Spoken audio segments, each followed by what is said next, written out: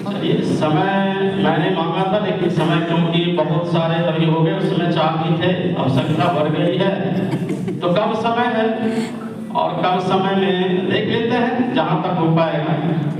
थोड़ी सी एक चीज मैं बताऊं, इससे पहले मैं नियोजित था और उसके बाद टीआरटी 2 में मैंने जब से फॉर्म भरा तब से पता नहीं क्या हुआ कि समस्याएं ही नहीं छोड़ रही है साहब। एग्जाम देने के बाद जब क्वालिफाई किए, सोचे अच्छा स्कूल मिल जाए तो मिला, मैंने नाम बताया स्कूल का।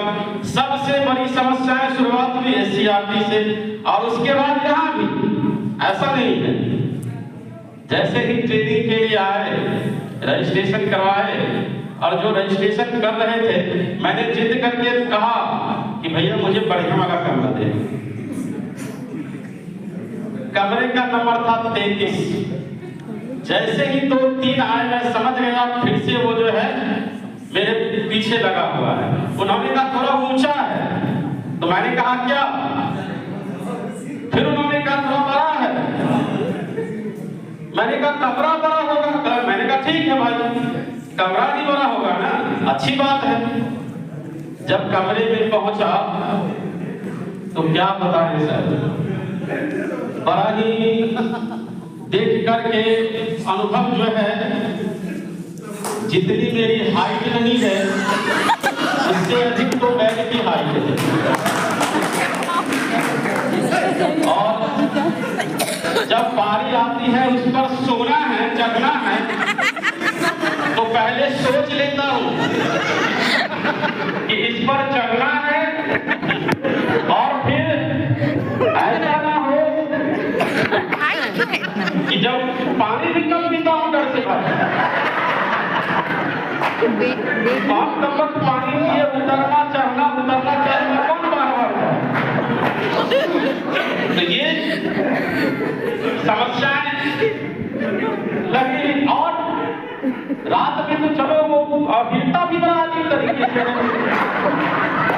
और मेरे मित्र साथी भी जो वैसे ही बने, उन्होंने अपना 2 दिवस बिल्कुल सटा लिया, उनका नहीं हिला, मेरा और अलग कर दिया तो सटा हुआ।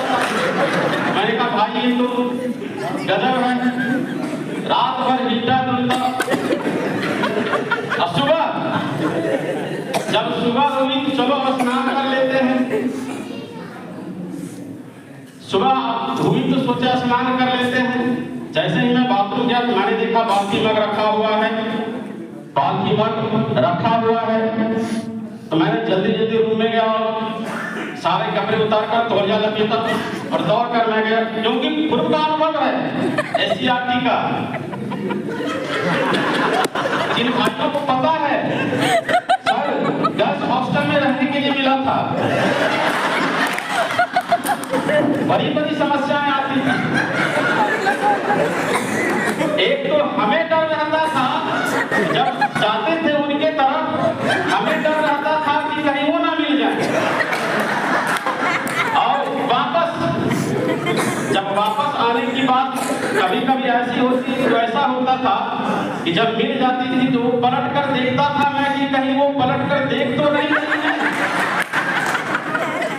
और उस एससीईआरटी ने मुझे हनुमान चालीसा पूरा याद करवा,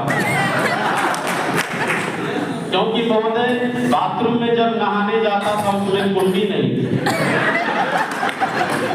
अब डर इस बात का कि नहाते नहाते यदि कोई कुंडी खोल कोई गेट, और वो भी एक फीमेल बड़ी प्रतिष्ठा पर आ जाए, पूरा हनुमान चालीसा रट गए। जब तक रहते थे हनुमान चालीसा उसमें गुनगुनाते रहते थे। यहाँ जब आया सुबह स्नान करने गए, जैसे सब तौलिया में जैसे ही बाथरूम के पास गया, बाल्टी गायब।